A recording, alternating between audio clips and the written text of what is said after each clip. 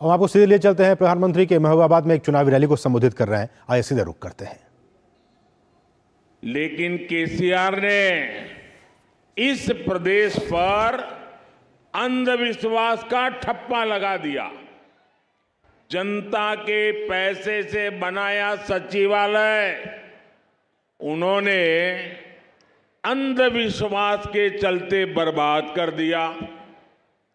आप मुझे बताइए, आखिर फार्म हाउस सीएम की तेलंगाना को क्या आवश्यकता है?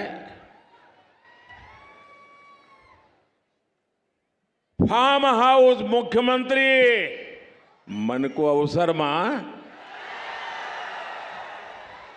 अंधविश्वास के गुलाम है। फार्म हाउस सीएम तेलंगाना को नहीं चाहिए। फार्म हाउस सीएम गरीबों के गुनाहगार है। फार्म हाउस सीएम 3 दिसंबर को हारेंगे। फार्म हाउस सीएम నా కుటుంబ సభ్యులారా, తెలంగాణ అంటే సంప్రదాయము అదేవిధంగా సాంకేతికతల యొక్క మేళవింపు. కానీ కేసీఆర్ ఈ ప్రాంతాన్ని మూఢనమ్మకాల ప్రాంతంగా మార్చేసేశారు. మూఢనమ్మకాల ముద్రేశారు. ప్రజల డబ్బుతో ప్రజల ఖర్చుతో ఏర్పాటైనటువంటి సచివాలయాన్ని ఆయన మూఢనమ్మకాల కారణంగా సర్వనాశనం చేశారు. మీరు నాకు చెప్పండి, ఈ ఫార్మ్ హౌస్ ముఖ్యమంత్రి తెలంగాణకి అవసరం ఉన్నారా? ఫార్మ్ హౌస్ ముఖ్యమంత్రి మనకు అవసరమా?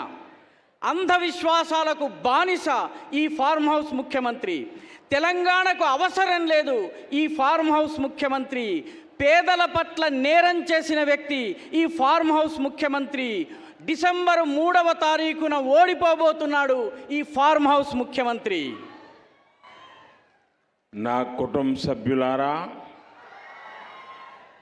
तेलंगाना को बीआरएस के चंगुल से निकालना बीजेपी अपना दायित्व समझती है। यहां केसीआर ने जो स्कैम किए हैं, बीजेपी सरकार सभी की जांच कराएगी। तेलंगाना के गरीबों से, तेलंगाना के युवाओं से विश्वासघात करने वालों को छोड़ा नहीं जाएगा। बीआरएस के भ्रष्टाचारियों को जेल भेजने का हमारा संकल्प है।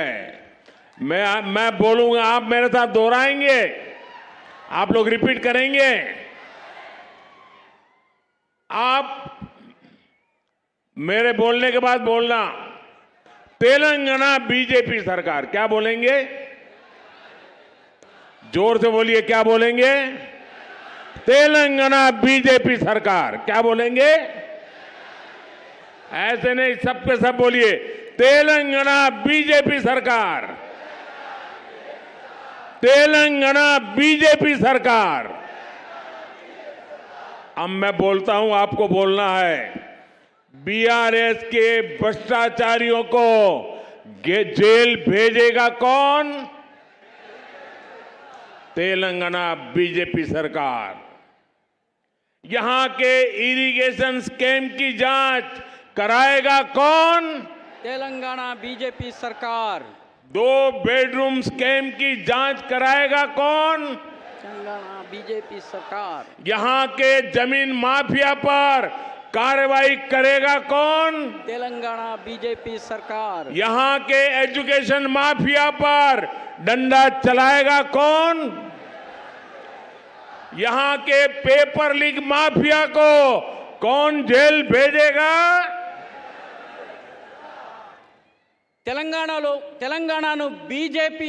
తెలంగాణను బీఆర్ఎస్ యొక్క ఉచ్చు నుంచి బయటకు తీసుకొచ్చేందుకు భారతీయ జనతా పార్టీ తన బాధ్యతను తన భుజస్కంధాల మీద వేసుకుంది.